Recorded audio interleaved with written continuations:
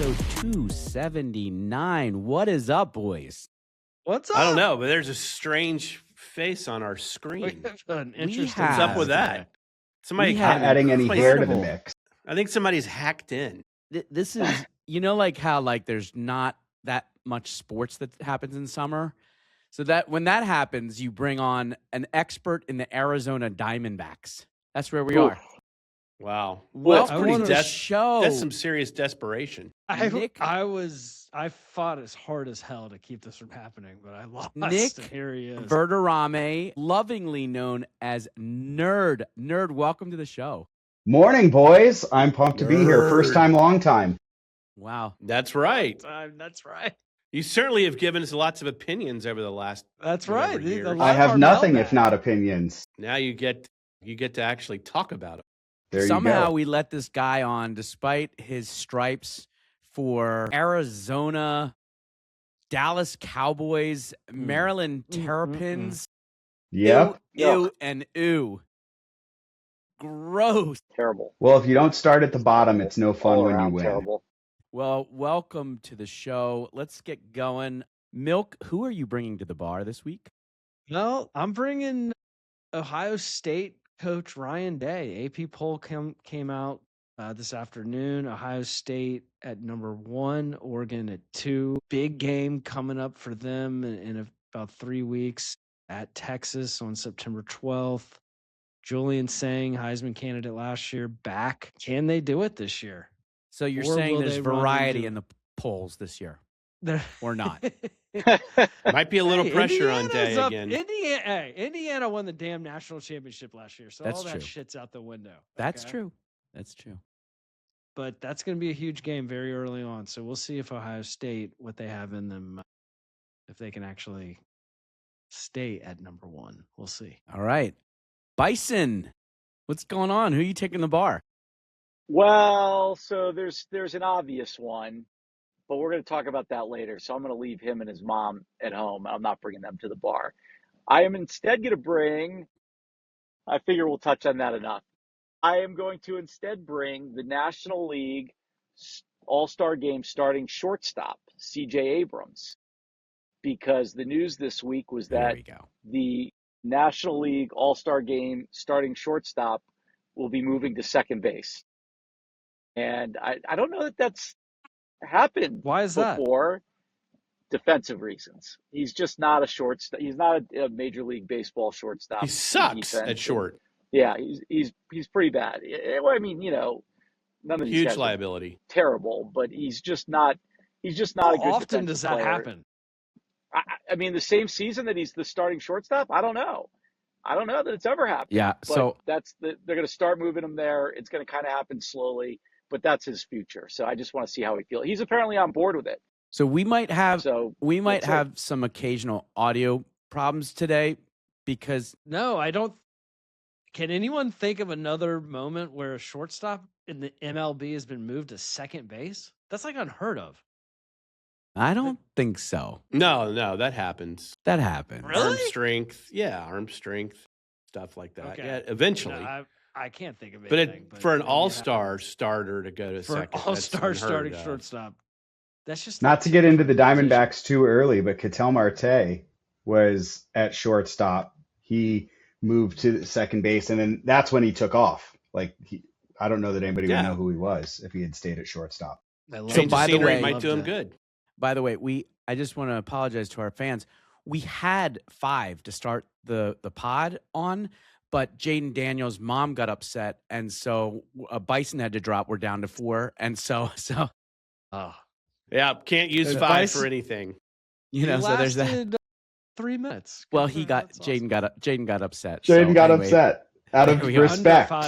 Under 5 minutes. Jaden's lawyers got through. Pope, who you bringing to the bar? Nerd's going to know who I'm bringing. I am going to bring Roberto De Zerbi to the bar. Who's that nerd? So I actually had 2 choices because I was like, if Pope takes De Zerbi, then I got the backup. So the Tottenham manager, ready to go. Manager, yeah. Let's go. He saved us from relegation last year. because otherwise I really probably would have had to find another Premier League team, seeing how they technically would not have been a Premier League team. But there's, off season, there's been some movement in their direction, good transfers. There's hope for Tottenham this year, and I want to take De Zerbi to. He's Italian, so maybe a Peroni, even though he's in England now. Little Campari never hurt anybody. There you go, and see what his ideas are for this year. And do we have a potential run at champions? I don't know, but let's stay out of the fucking relegation zone. Interesting. Wow, I can't wait to get to the preview. Whoa, that's ballsy. All right, nerd, who you taking the bar? So I'm actually taking two people so one can learn from the other. First one I'm taking is Joshua Baez, the rookie for the Cardinals, who his first three at-bats were all home runs. The second person I'm bringing is Paul Skeens, so he can talk about how this game humbles you real quick. And in Baez's second game yesterday, he went 0 for 5 with 3 strikeouts. So he came down to earth real quick. And Paul Skeens is going through a little bit of the same thing. He was the next Hall of Famer, and his last start, he got pulled after 5 innings and 65 pitches. They pushed him from yesterday to today. His velo is down like 6 miles an hour this year over his last 2 years. And so I think those two can just have a little conversation about how in baseball you can't let your head get too big because the game will bite you real quick. Or your gut. Did you see the dad bod that he's sporting? My God. No wonder the velocity. He got Livy and he stopped trying. Compared to Livy, yeah, exactly. I mean, he better be careful. She's not going to phoning it in for much longer. We did get a mailbag from an anonymous person saying that Skeens needs to stay good so we don't lose Olivia Dunn. So he better be very careful. So I'll leave that person anonymous, but I won't even say what they rhyme with. One of your sons. Anyway, I'm also going to stay in the football realm and take two of the greatest of all time to the bar. It'd be an interesting pairing to have them there, but I'm going to be taking Messi and Ronaldo to the bar. I think this year we're going to see the last year of football out of both of them. Ronaldo has pretty much announced it. He's had an epic, unbelievable career. It's a little bit of a bummer that he's finished his career in a league that's less visible and less prominent, but he will definitely be missed from the soccer scene. And Messi was already on the way out, but I think the passing of his father has really just taken the wind out of his sails. I think he'll do the best that he can to bring Inter Miami another championship. They're second on the table right now, but I think we can expect that this is the end. And so I'm going to bring those two to the bar, let them order whatever they want, assuming we can get past the throng of people that's going to tackle them at the bar, and just say thank you. Why do you think Messi's done? Well, I think Messi has, first of all, said that he was working through actually a lot of physical pain to get through the World Cup. But on top of that, I think his father was an unbelievable influence in his life at all levels. And although he's a grown man and everything, I mean, he has released, some statements since that, this has been unbelievably painful and he doesn't know how much longer he can go through with this. And look, he's making so much money through the deal that he cut with MLS and Apple. And, what does he have left to accomplish? So another MLS trophy? He's not going to get any more trophies for Argentina. He's just not. So what does he have left to accomplish? I mean, he could stay till CONCACAF in 28. He could. That was going to be my question, House. When he stops playing, does his deal with MLS and Apple change? Like, does that go away when he stops playing, or did he get a percentage of the league forever?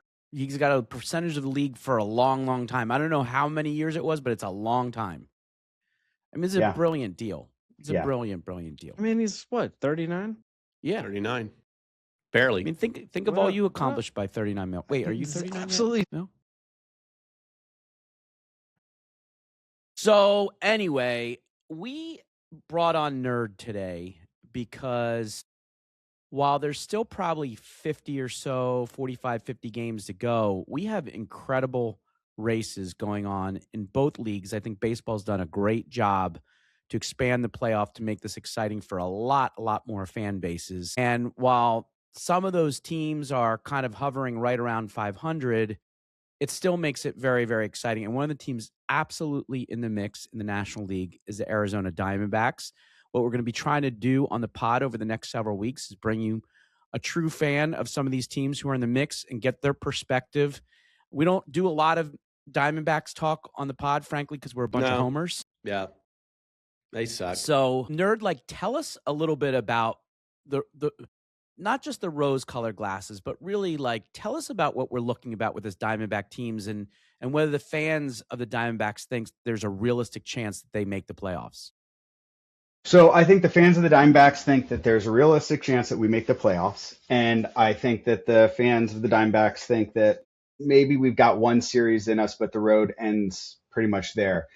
The overarching sentiment was, thank God we didn't convince ourselves that we were buyers at the deadline, because I just don't think anybody thinks we're going to go win a World Series this year. I don't do rose-colored glasses very well, especially about this team. I'm sort of always a pessimist because I would get too excited otherwise. But the last week or so has been a great microcosm of this team. We came a timely hit away from sweeping the Dodgers.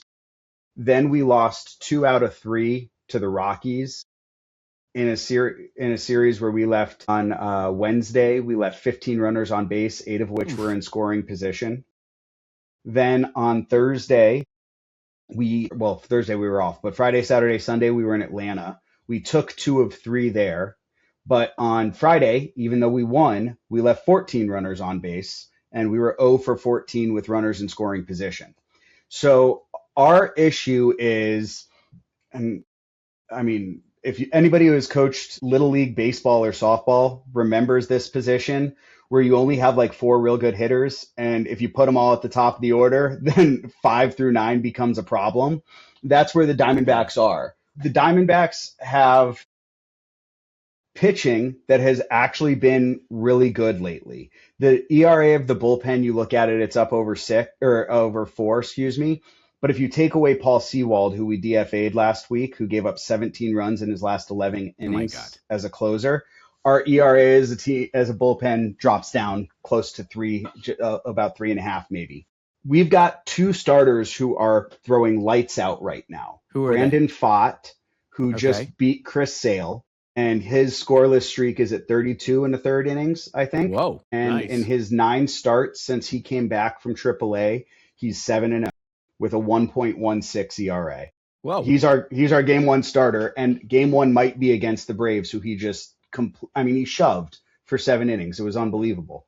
Okay. Behind him is Eduardo Rodriguez, and Eduardo Rodriguez is having the best year of his career. He, on Saturday, threw against the Braves. He gave up 2 runs, homer to Acuna, and another run in the 1st inning. And then he went, I think after that, 6 straight innings of 2-hit baseball, shutout ball, and we beat them.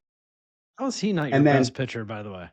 He was all year, and then Brandon Pfaadt struggled, went down to AAA, and since he's come back, he has been, just lights, maybe the best pitcher in baseball over the last 7 starts. He's been that good. And Nerd, if you make the playoffs, do you have a pitcher to go in game 3?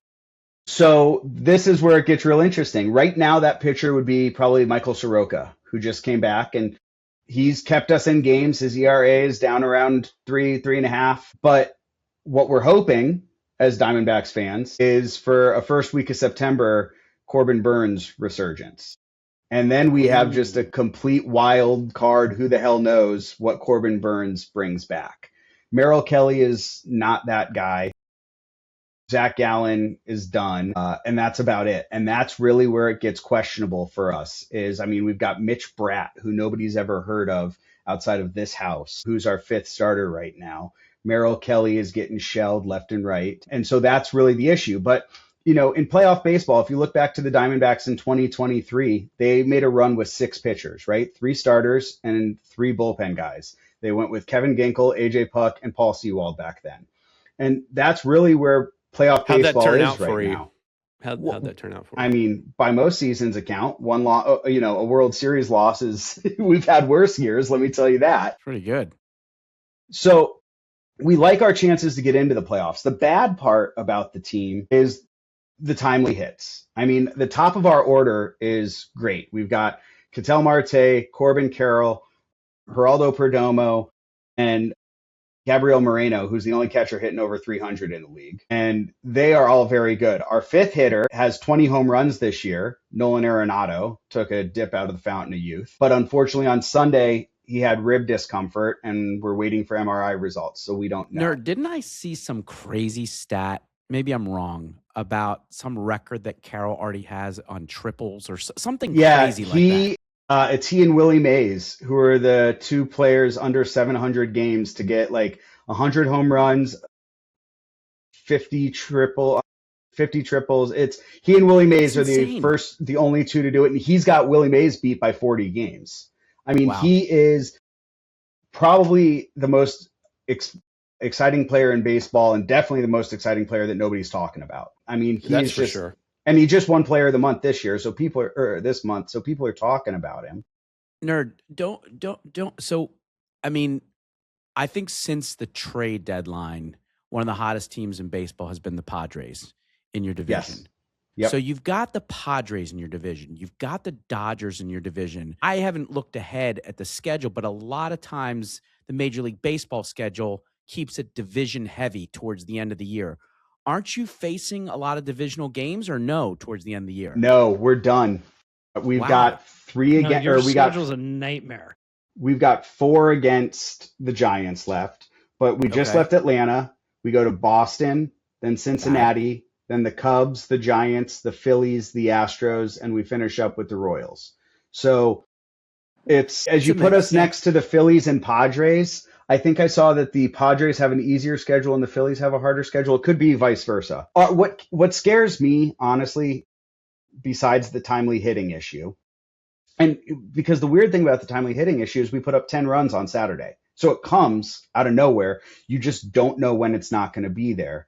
And then we've got people, Rookie of the Year is one of my favorite movies. And there was a line where one kid says, "Tell her about our boat." And he says, "We don't have a boat. We have wood in the vague shape of a boat."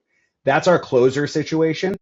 Who is your closer? So right now it's a closer by committee.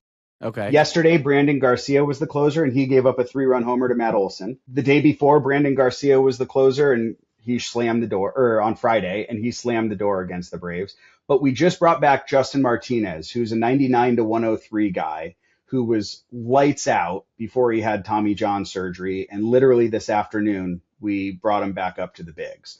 The hope is he's the closer. If not, we've got a mixture of Kevin Ginkel has closed some games. Martinez will close some games. Brandon Garcia, who is the most asked about guy on the trade block that didn't get traded, he'll have some games. So it's really going to be a closer by committee type of a situation, and that's terrifying. Well, Nerd, let me just say, with the sweetest of kindness, as one Phillies fan who has a history with the Diamondbacks, I hope you guys choke on a bone. I think the Phillies are the only team we beat in the playoffs. I believe me, I know. But I mean, I think you're right. I mean, I guess where things are shaping up, it's very likely 2 out of the Phillies, Padres, and Diamondbacks get the spot. So somebody's left out, and I don't know. I think the Padres, I like how they're shaping up. I think they're going to be in pretty good shape. So I really think this is going to come down the Diamondbacks versus the Phillies. I do too. I struggle with the Padres, and your 2 studs are Machado and Tatis. They are just so hot and cold. They're just both mercurial personality wise, and that would scare me if I were a Padres fan, one of either of the 2 Padres fans that exist in the world. Well, the last series is against the Padres. 3 games at San Diego. Is it? Did I not pull that up? Yeah. Well, hold on. Let's get into this. Then you have Yankees right before that. That's the problem I'm seeing, right? You've got, first of all, you're starting a series against Boston this week, arguably one of the hottest teams in baseball. I'm seeing the Cubs series. I'm seeing Houston, Texas. You got the Yankees. I don't know. And Boston, we might be catching them at the right time. They won it was, 18 straight games, and they've been losing like crazy lately. 3-7 the last 10 now. The Cubs worry me. I mean, The Cubs are a better team than us, and I think they're a better team in a 3-game series than us. And then the Yankees, my concern with the Yankees is we get them late enough that Judge might be back, and Judge is going to start that whole lineup. If Judge isn't back, they've got the 27th most, or no, their average runs are 27th in the league since Judge left. All right. Yeah, well, that Nerd, game's in a listen, month. Bison went to court and fought against Mrs. Daniels to get a fifth person back on. So he's back on. He won. TRO. He won his motion against Jaden and his mom. So Bison had a question for you. Well, Nerd, I thought, going back to who you might play in the postseason, I thought you liked your matchup with the Dodgers for some reason. Am I wrong? No, about I that? do like our matchup with the Dodgers, and it's not a reason that makes paper sense. The reason, I mean, we swept them last time we played them in the playoffs, and we're not. There's just something about that Dodgers Diamondbacks rivalry. We hate them, they hate us. We are not scared of them. We beat them in the season series this year. Now, when you're facing Skubal twice, Yamamoto, and I saw that Shohei is going to throw off elevated land soon, and so he might be back for the playoffs.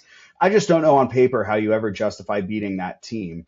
But I think if there's one team in the National League, or two teams, I guess, because the Brewers could, I think, too. But the only two teams in the National League I think could beat the Dodgers are the Brewers because they're legitimately a great team, and the Diamondbacks because who the hell knows why sometimes we just do. I would be equally unsurprised if we got swept or if we sweep the Dodgers because, I mean, the stadium just gets electric. The players get more up for it. There was a story about AJ Pollock when he left the Diamondbacks and went to the Dodgers, and a bunch of players in the clubhouse told him the first day, hey, welcome to the big leagues. And that made it back to the Diamondbacks, and they beat the Dodgers the first 4 games that season.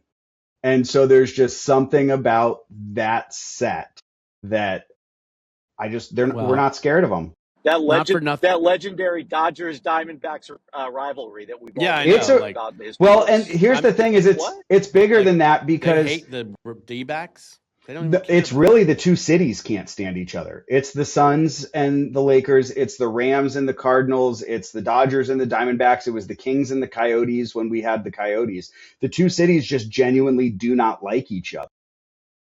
Well, Learn I something can new every probably day. speak for everyone on the Yeah. pod that everyone on the pod but me is rooting for you. Because I don't think anyone on the pod is rooting for the Phillies. Nope. So we Nerd, please stay on Cares the about pod. the National if League. you've got the time, we'd love to have Yeah. you hang on for the rest of the show. But good luck to the Diamondbacks, and if they're back in the playoffs, we're probably going to bring on the folks who were the homers for those teams. So One last thing, if you decide to watch a couple Diamondbacks games between now and the playoffs, Max Kepler has been one of our best bats. He's not eligible for the playoffs because of his PED suspension. So he can help us get in, and then he's got to go bye-bye. Ooh. Wow, that doesn't make sense. what a shame, that Nerd. cheater. Bison doesn't watch games after 9:00, so that's going to be a problem. It's yeah. The game Those started West Coast at 10 games are o'clock. tough. Yeah, that's Yeah. Yeah. Yeah. West Coast games. Hey, Nerd, as we transition to English football, Pope kind of alluded to the fact on the top of the show that you've got a team. So as we go around, who's your team in the Premier I'm a League? Spurs supporter as well. I'm a Tottenham fan. Okay, come on, you Spurs. He was there before I was. Yeah, I've been a Spurs fan since 2012. Well, I'm sorry for your suffering. It's been Well, let's get into it because, guys, this year, something tells me there's a lot more people in the United States of America who are going to be flipping the channel onto Premier League football. The World Cup fever is not over. A lot of people are intrigued. A lot of people like being able to turn on the telly and watch football on Saturday mornings, on Sunday mornings. And there is a really exciting Premier League season coming up. Arsenal is the defending champion. Just so listeners know, on our pod, there's a long story behind all of it, but we all are pretty much separate supporters of different squads. I am a Manchester United fan. United. Bison has a championship under his belt in recent years as a Liverpool fan. He'll never walk alone. You know, the team that everybody hates because all they do is win most of the time is Manchester City, who belongs to Rooster, and Milk, who was just confused and said, He doesn't even know who his team is. Let's ask him. Milk got Chelsea. I'm switching out to Hull City, by the way. That's great. That would be fantastic. Enjoy this year, and then you're gone from soccer. That's who I would like. And Pope's a Tottenham fan. He wants to be relegated so he doesn't have to worry about it anymore. Absolutely. For like the last 6 weeks of last year, Pope was breathing out of a brown bag. My Lord. Nerd and I were on the most depressing text thread of all time. God, I'm like, what the fuck are we going to do if we get relegated? So here's the interesting But Wrexham will be there next year. It's a very good chance. So here's the interesting thing, and we'll talk, just to give everyone a little refresher, especially if it's new to you, is that generally speaking, well, automatically speaking, the top 4 teams from Premier League make Champions League, which is the European Championship. It's all the European leagues, the best teams of those leagues. It's a little complicated qualifying for Champions League, but what's interesting, which helped Manchester United last year and may have an impact this year on the Premier League, is when you've made Champions League, your schedule close to doubles because you're playing Premier League games on weekends, and midweek you're playing at least group stage, and then if you make it beyond group stage, more games in Champions League. And so one of the teams that we're going to look for this year, which we'll talk about, is Chelsea, because Chelsea had an uncharacteristically bad season. I mean, I just think you can't say it any other way. They were just loaded, had just won the Club World Cup of club teams and finished 10th in the Premier League. But what that means is this very talented team who's made some really good and expensive additions in the offseason just plays weekends. Whereas teams like Arsenal and Man City and United and Villa and Liverpool, they are all going to be affected by having to have deep squads because you just can't play the same 11 players every single game. So up this year into the new spot, because we always talk and joke about this on the pod, is the Premier League and some of the other European leagues have promotion and relegation. And so the bottom 3 teams drop to the division below, and the top 3 teams of the division below come up, which would be really fun to do in real life.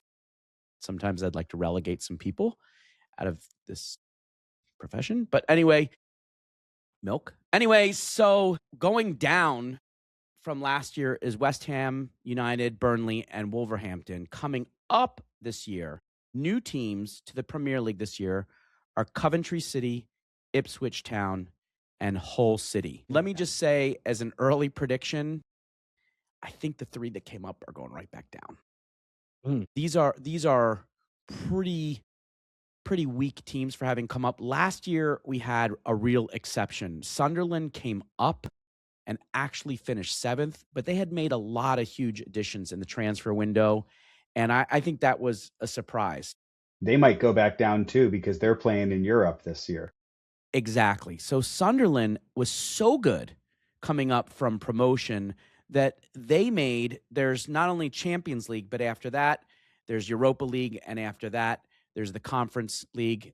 It's kind of lesser divisions, but it's all extra games, European soccer. And so, there's a lot of teams, the top 8 teams this year in Prem are all going to be playing additional games during the week, which may affect things. Here's one of the big things. We're going to talk about a couple other big storylines for this year. A full 45% of the league has new managers. That's wild. 9 teams have new managers. Frankly, the longest lasting manager, Michael Arteta of Arsenal, is by a long stretch. Some of the other managers are really brand new. Michael Carrick of Manchester United came in the middle of the season. De Zerbi came in late in the season. Those guys are already veterans compared to some others. I think some of the biggest stories are going to be the long time winning, one of the winningest managers in Europe, Pep Guardiola, left Manchester City, and he's been replaced by Enzo Maresca. who had a lot of success at Chelsea. It'll be very, very interesting to see how Enzo does with that team. You'll remember that Arne Slot had replaced Jurgen Klopp, which was just a massive change at Liverpool. Arne Slot is gone, and Andoni Areola is in. Big, big change. Also, someone that just has a couple other managers that have a lot of juice and, are thought to really be able to lift up their squad. Oliver Glasner joins Nottingham Forest. Sean Dyche is out. And Xabi Alonso, who had a lot of success in both Spain and Germany, joins Chelsea. So we will see. There are several other changes. Look at the storyline of how these teams have to kind of gel and whether they can come together. There was one game that was already played this weekend. It wasn't part of the Premier League season. It was what happens every year is the champion of Premier League plays the champion of the FA Cup. And that was this past year, Arsenal versus Man City. And Arsenal truly outclassed Man City this past weekend, winning that game. And, I don't think you can judge Enzo Maresca in that game alone. But was that full squads? I didn't get to watch the whole game. That was full squads. I mean, everybody played. But here's the big thing. What's really kind of fun about what I find fun about Premier League is just how fluid it is to be able to grab players in the transfer window, and teams literally pay to other teams to get they pay a fee to get these players. And the ones who really went bananas in their spending this year, especially, are Chelsea and Tottenham. So the big bank breaker was Chelsea acquiring Morgan Rogers, who was just an all-star scorer from Aston Villa. So Morgan Rogers should help Chelsea a lot, but Tottenham helped out their midfield massively, which is where they needed help. They added Sandro Tonali from Newcastle United for up to £100 million, and added Mateus Fernandes from West Ham for another $85 million. And on top of that, also brought in Jean-Paul Van Hecke from Brighton for 52. So they spent a boatload. It's a lot of coin. And they're not done. Yeah, to Pope's point up top of the show, it honestly would be a disappointment if, having spent all that money, if Tottenham didn't compete for Europe. And I don't know that it'll be Champions League, but I'm guessing you guys as Tottenham fans expect a lot after these additions. They better be fucking Europe.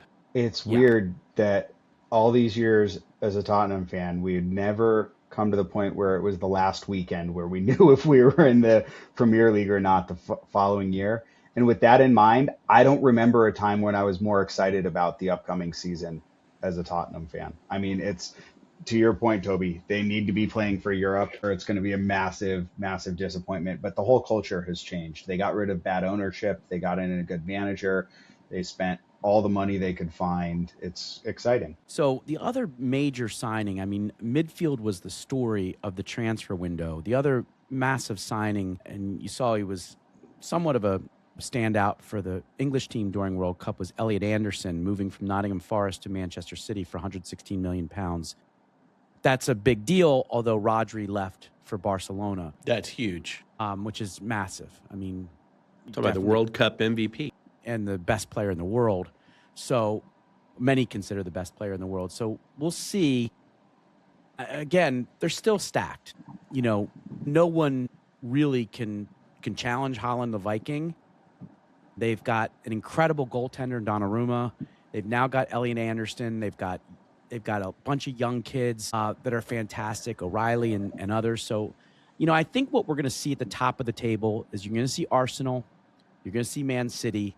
And then it becomes a real question between, I think, Chelsea, Man U, Tottenham, Liverpool. The big six should right there. The big six should really, really be in play this year. Arsenal also added a massive, massive midfielder in Bruno Guimaraes from Brazil, coming over from Newcastle United.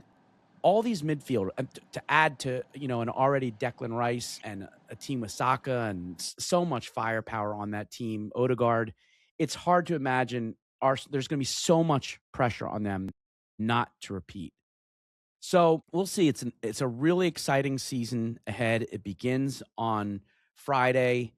Arsenal and Coventry. I'm excited. My prediction is I think that Enzo's going to pull it off. I think Elliot Anderson's going to be a big addition, and I think Man City's going to surprise. I know how stacked Arsenal is. Repeating is tough. I think Man City's going to pull it off and edge out Arsenal. And then I think in a really, really close race, I think United is going to be edge out Chelsea. I think it's going to be United 3, Chelsea 4. I think it's probably going to be Liverpool, Tottenham, somewhere around that, 5, 6. But it's going to be great. The top 6 are definitely there to play. Aston Villa, Newcastle, Brighton, Sunderland, all could be players in all of it. The midfield is going to be a lot of fun. So we'll see. What excites you most about Hull City, Milk? I mean, just some of the moves in the offseason were incredible. The whole city's biggest move in the offseason was signing a center back from MLS. So that's great. That's what you got.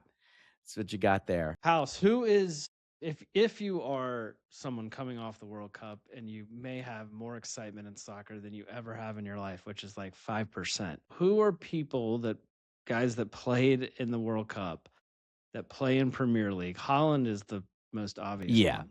Yeah. I mean, who made names themselves this year in the World Cup that play in the Premier League that you can go watch? Well, the U.S., but I think the whole world, U.S. really fell in love with Holland for a lot of different reasons. So I think there's going to be a lot of Man City fans that if you don't have a team yet, I think a lot of people Holland's are still on his yacht, by the way. I think Holland, he's on a Viking. He's on a Viking ship. Seriously.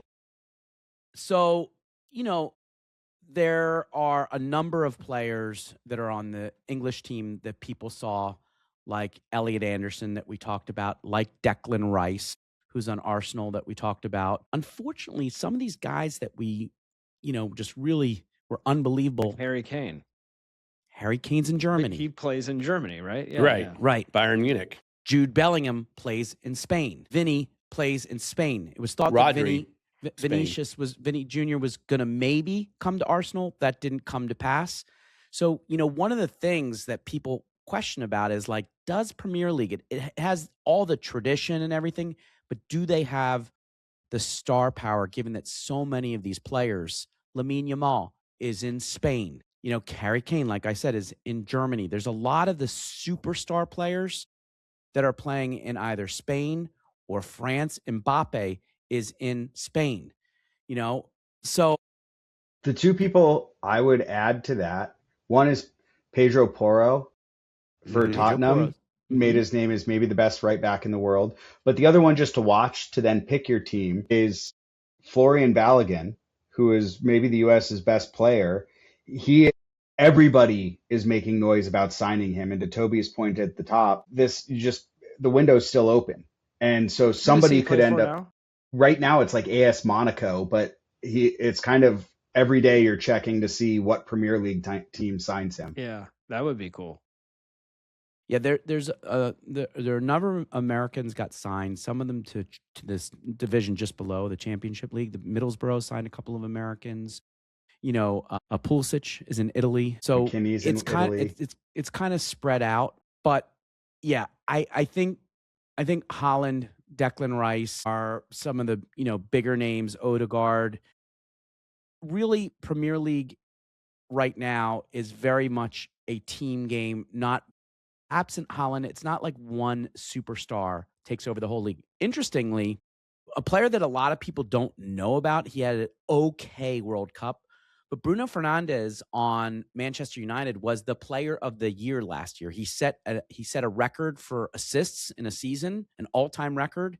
He's the ultimate setup guy, the ultimate playmaker.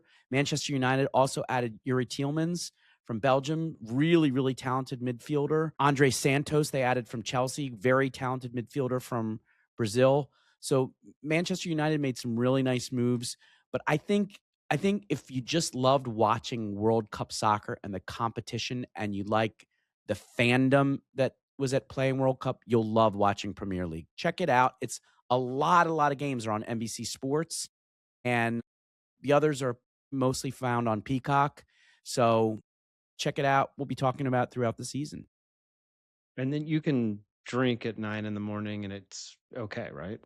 Grab a pint.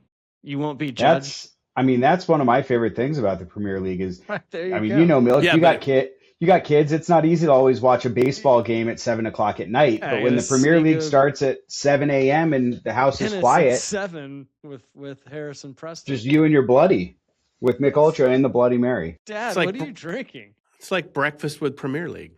Yeah. Guys, find your local bar. I'm in. Exactly, nerd. Exactly. You know how you turn on and you watch AFC Richmond on Lasso and you see the guys at the bar? What you should do is look up in your local town, what is the best bar for Premier League soccer? I'm telling you, go to it. It's awesome.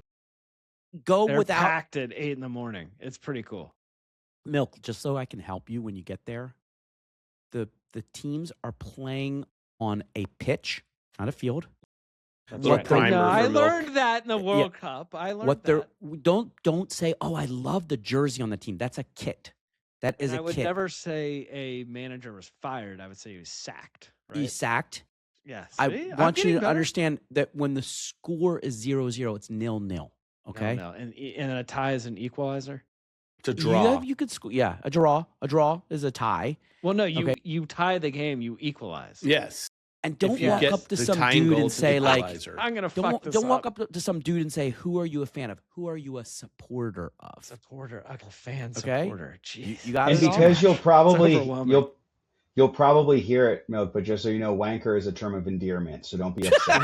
So I should call someone a wanker? Okay. Yes, the biggest guy in the bar. Right. So the big guy. All right. Yeah, just go up to him and say, hey, what's up, you wanker? Got it. All right. Can I get a guys? Real quick, especially because Bison's on, and hopefully he'll come off the if he can hear us. But I can hear you. Okay. This is the only reason. This is the only reason I'm logged in on this miserable drive home that I'm on. Just keep going on I-66. You'll get there, Bison. Right. Another 60 miles. He has to go on 66 because he wasn't allowed to go on 55 because he would have been sued for that. Well, they never end. It never ends. Wow. Can I just ask you guys? What a segue. What? First of all, there's definitely a difference between college sports and pro sports. But Milk, let me say Milk and Pope, because you guys you're massive college football fans. You're massive SEC fans. You've been following all-star players on your squads for a long time. When, if ever, is there an appropriate time to retire a number of a college player? Well, since the certainly University not of Florida him doesn't retire numbers, maybe never. Tim Tebow's number is not retired. He's not? Tim Tebow?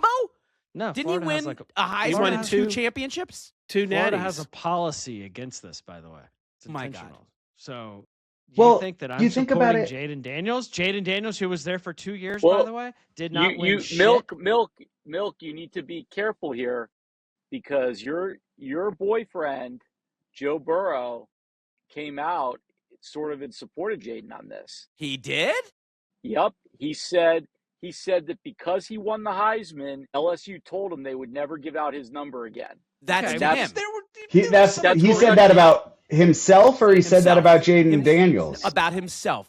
It's just what they told him. But Jaden won the Heisman there too. Yeah, but Jaden was on campus for like 6 months. Well, I'm just telling you what Burrow said about this was the whole thing about if you win the Heisman at LSU, they won't give out your number again. Well, Burrow seems to have confirmed that. They retired one at LSU. Right. That was Billy Cannon, who was the first Heisman winner. And then after that, they said we're retire no more jerseys. Correct. For whatever reason. Think about the talent that has come through LSU. Pope, did they retire Joe Namath? Who's retired at Alabama? That's a great question. I don't think so. I feel like they've given all those numbers out multiple times. Well, think about number one, right? Number one is always either your top receiver or your top defensive back. Like Michigan has always done that. And every team has number ones multiple times over. The football team has never retired a number at Bama. Yep. I don't think Bama don't they have 17 championships? They've never retired a number. In college. This is not a thing in college. And that's why I think a lot of this there's so much fuss about this. Now, if there was an agreement that had been made, is if that's what Burrow is alleging, I guess that's different. But dude, I mean, I know he won the Heisman Trophy, but he didn't even win a national championship. Does he really think no one else should wear his number? I think it's absurd. I think it's dumb too, and I think this is his mom getting involved, and this could be a problem because this is the thing. This is mom being overly involved and whatever. But there's a different angle to this story that we should probably talk about at length at some point. We've kind of talked about it in the past, but it does. And look, I'm not excusing this. It's a stupid thing to have done. It was dumb. Okay, the letter was dumb. I really hope it was just his mom and he didn't have anything to do with it. It doesn't really matter. He's kind of created a mess for himself anyway, or his mom created it. But there is a thing here on name, image, and likeness, and these kids are having contracts now on this stuff, and they're in a situation where they can contract, to get paid for their name, image, likeness. Okay, well, what happens when that contract expires? Can the school keep using? I mean, these are things that have to get dealt with, and it's a bigger conversation than for today probably, because Congress is involved in this now, and there's legislation out there that is not good for students, for the student athletes. So there is something to think about there. In when that contract expires, does the right to the name, image, and likeness go back to the school, or does it stay with the athlete? I don't know that we've ever had that discussion. Well, and is a number a part of name, image, and likeness? Is the number by itself a part of it? That's in college. It's never been before, right? Because you could always go to the team shop and get the jersey with the number, but it never had the name on the back. Now they're allowed to put names on the back because they pay the players to do that. But so is the number by itself part of somebody's name, image, and likeness? Well, that's a good point. So when you go to the LSU bookstore, I assume they still sell Jaden Daniels jerseys, right? Maybe Which not is a anymore. different conversation than. Well, no, I mean, who's getting that money? Is he getting a piece of that? Well, does it say Daniels on the back? Doubtful. That's my point. Yeah. Most of the bookstores that I've ever go into when I visit college campuses, it's just a number. It doesn't have a name. Right. Right. But they're selling 5 for a reason. And Bison, you love to tweak me on this, so I have to ask this question. He loves to ask me this about Bryce Harper, et cetera, et cetera. So do you think that this is going to cause a problem and a distraction for the team? Yes, locker room. I guess here's what I would say is that it could, but so far every single report is that Jaden has been on fire in camp, and it's just no. I mean, no. I just acknowledge that it could be a problem in the locker room. I'm not disputing it. I'm saying it could be, but up to now, he has been just on fire, accurate, knows everywhere to go. So he's having a really good camp at this point. As long as that's the case, then no, it's probably not a problem in the locker room. So here's my guess. Badly, could it become a distraction? Yeah, it could be. Sure. When Daniels left ASU, Arizona State, his teammate, greatest decision he ever made. Thanks for telling us that. They're a small school. We don't really pay a lot of attention to them, but his teammates posted videos on social media of them emptying his locker, celebrating. And what they kept saying is, "Mama ain't going to be in this locker room no more." Because it was well known in town that when the game ended, the first person in the locker room after the game, before the team was all the way off the field, was his mom. And she was riding the coaches with what they did well and what they did badly. My guess is, now that he's a professional, the Commanders have better control on this, and she's just a bored Karen looking for something to do. And she and his team created this problem, and to Bison's point, he's got blinders on. He's not involved in this. This is mom making problems for him because that's what she's spent his entire life doing. Well, listen. Interesting. I have thought from the beginning he's a likable guy. Bison has told cool stories about kind of this transformational preparation for games with like VR practice. He had a sensational rookie season. then unfortunately was hurt. I think part of the thing that's kind of getting people sideways is that in your third year, only after missing pretty much your second year, like, have a little bit more humility. Wait till you really can call out your own name and number like this. But, I think if he were a jerk, it would be an even bigger problem. But you're not going to go around the NFL and hear anybody say that they don't like Jaden Daniels. Are you So saying he's the Ryan Zimmerman of the NFL? I think we would all agree that Jane Daniels is a much better quarterback than Jalen Hurts. So yeah, I think he's getting to that point. Okay, so confidence. Mrs. Daniels said we have too many. We have 5 right now. So Milk, it's time for you to drop from the show. Okay, Dak. Okay, we can agree with that. Yeah. It's definitely All right. unforced. Anyway, it's definitely an unforced error. It's an unforced error for him, and but look, thankfully it's not a DUI where he's hitting someone or in a bar fight. So that's true. Leave it there. That's true. That's true. If you're gonna have a controversy, this is the most baby of controversies. Right. It's like 5th on the 1 to 10 scale. I don't know, maybe 6, 7.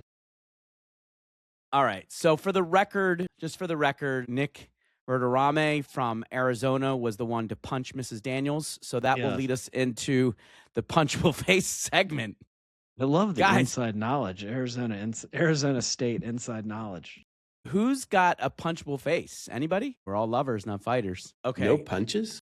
That's crazy. There's always a bad guy, but that's... Well, I have a good. revisit of a punch and a pour out, kind of a punch out. Last week, we punched the MLB Hall of Fame committee for not having Tommy John as a member of the Hall of Fame after his amazing stats that we went over.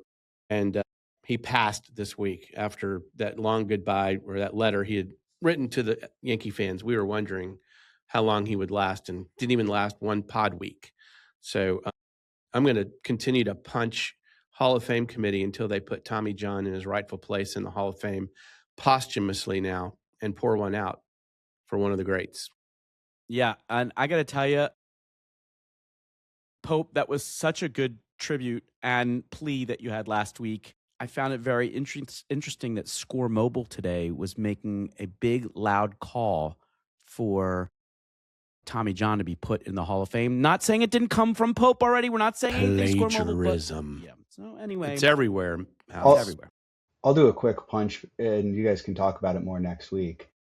The WNBA is getting punched a lot, but the NBA today apparently just came out and cleared the Clippers. Right. They're fine. They've done nothing wrong. We have no evidence of anything. They're disputing House, that, aren't they? Isn't there more of that story, House? The director of communications of the NBA came out after that. So what Nerd is alluding to is there's an ESPN story saying that Ballmer did not funnel any money through, sponsors and stuff like that to go to Kawhi. And so they've been cleared. That's the story that came out, which if it were to land there, I couldn't agree with Nerd more. That would be the absolute knockout punch to say nothing to see here. But the NBA director of communications came out and said that there are a number of inaccuracies in that story and the investigation is ongoing. So as Pope would say, watch this space. And Pablo Torre tweeted after this afternoon that there was a lot more to the story and he couldn't wait to tell it. So it is far from over. We have finished round 3 of the fight, but more punches come. I have a lasso. It may be also borrowed by others, but unless anybody wants to go, I have a lasso. Yesterday? Yeah. Yeah, it's Marion. Take it. Yeah, so sorry, Milk, because I am going to.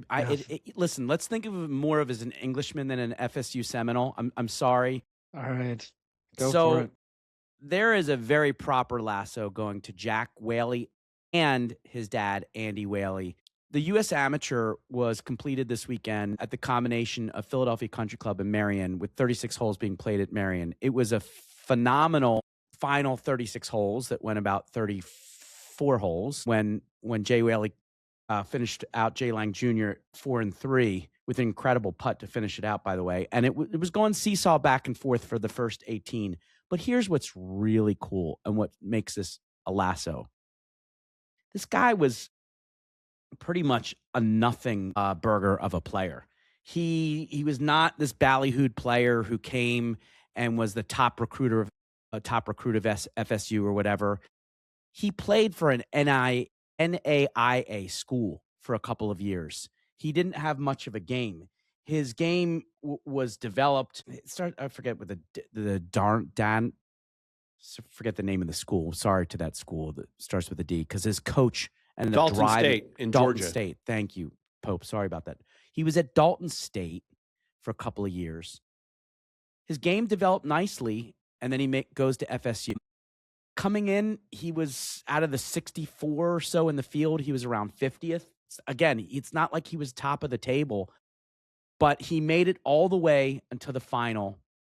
And on his bag was his dad, who was his biggest supporter, and told him, his dad said, just keep going. His dad said, just keep going. And what's really cool, his dad, the week before, I don't know if you guys heard this, the week before, his dad was on the bag of somebody in the, I think if I have this right, because I don't think it was Jay Lang. I could have it backwards. But anyway, the whole thing is crazy. That one of the caddies, I don't remember his dad or the other one, had just been on the bag of the women's amateur championship, brought it all the way to the finals, and then drove across the country to Marion. In either event, you don't see this kind of thing in the pro level. But here's also just such an incredible thing about this lasso. This is what this kid earned as a result of winning it. If you make the finals, you get an auto to the Masters and to the U.S. Open, which got him, both players, into Augusta and none other than Pebble Beach. But if you win it all, you also get an automatic entry into the Open Championship, which is at none other than St. Andrews. So with this championship, this kid from England got Augusta, Pebble Beach, and St. Andrews, which is pretty unbelievable. It's a shame he's not going to be able to PGA in Frisco, Texas. Yeah. You never know. It's like a life-changing event, not just edit that out. Not just the people that go on and become pro. I mean, like, there's only been I think, well, Bryson won it and Hovland won it. I think Fitzpatrick won it too. But it's kind of a really exclusive club. Fred Ridley won it, who's now chairman of Augusta, and it changes your life, whether you go on to be a star in the PGA Tour or not. It just opens up the floodgates for you. So absolutely, good for him. The guy played great. His putter was awesome. On fire. You know, Marion is always the star of the show. It's such an incredible, tough track. The rough is almost impossible, but he played great. Don't cry for Jay Lang Jr. because he's not only got an invitation to Augusta and Pebble Beach, but he's already been named to the U.S. Walker Cup team, which is the equivalent of the Ryder Cup for the amateurs, and he'll be on that team. And he's one of the top players for Stanford and is in a pretty good shape for down the road as well. So congrats to both those guys, but really to Whaley and his dad, Andy. Awesome. I've got a quick lasso going back to my bar visit. Joshua Baez, speaking of dads, did you guys see this story? No. That when he was playing out in the outfield, I guess it started in the first inning, this bee was swarming around him and he tried to get it away and he just couldn't escape it. And he finally just started to ignore it to focus on the game. And the bee, every single inning that he was out there, came back and just sat on his hat and never stung him or anything like that.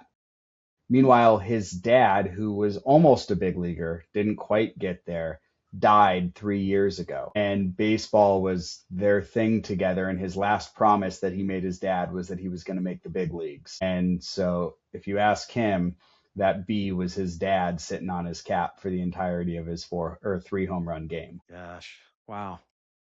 That's nerd. If you didn't see the locker room of the AAA guys, I saw it. It was incredible. The locker room of the AAA guys added to that story. Amazing. I mean, those guys cheering him on as he hit each home run was really cool. That's cool. You see it Hope from he time to enjoys his time. brief stint in the majors. Yeah, exactly. You see it from time to time when the Diamondbacks called up this guy, Tim Tawa, who he's not a long-time big leaguer by any stretch. They put the Diamondbacks game, his MLB debut, on the Jumbotron during the AAA batting practice. And it was super cool to see all of his teammates stopping everything for every single one of his at-bats and things like that. Well, listen, guys, before we get to buzzers, listeners, hang on to the end of our show. Please listen to Rooster and our sponsors. We want to thank them every week. Really appreciate everything they do to make the show go. Rooster will recap the sponsors for us. Anybody with any buzzers this week? Well, I've got nerd on. I might as well do my buzzer, which is the Dallas Cowboys with a interesting signing yesterday, bringing Von Miller back to where it all started. I'm so happy about that. 9 sacks last year, so I think they're hoping they can do Clowney Part 2 and bring in an old washed out guy and see if he's got a little left. So kind of fun. Yeah, I'm glad they did it.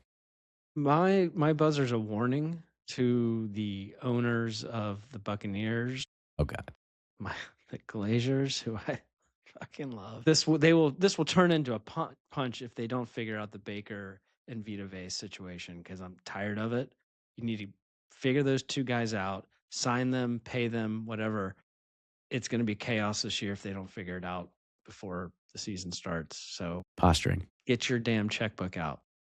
Milk, did you see that kid that came over wearing every Baker jersey that he's ever worn in his career to get his signature? You see that video? Yes. Taking them off, yes. When he took it off, I couldn't see from far away because I thought it was going to be you, but it was not you. It was not you. Mine, I only do that for Brady, dude. I thought you, now that Brady, we know he holds his nose when he jumps in the water, I thought you kind of lost all respect for him. I'm not going to lie. That was rough. That was rough to see. Well, my buzzer was actually a Tom Brady buzzer. This might be the year that the Jets surpass Tom Brady in wins since 2020. They're like, the Jets are like 5 wins behind Tom Brady for this decade. Oh, they won't get 5 wins. Well, they can't because Jaden Daniels' mom will sue them if they get to 5. We played just real quick. We played the Jets in the preseason game on Friday. We only started like our third stringers. They started every starter, and they were like strutting around. We're winning. Like, it was pitiful. It was pitiful. Who won? We won. Okay. That is pitiful. Even more pitiful. Anything else, guys? Well, listen, on behalf of the 4.5 of us, I don't want to say all 5, but on behalf of the 4.5 of us, thanks for joining the show. Nerd, it was great to have you this week. Thanks for having me, guys. It was fun. See you in the World Series when the Diamondbacks are back. Glory, glory, man. United. Yeah, right. See y'all. See you guys. Later. See you guys.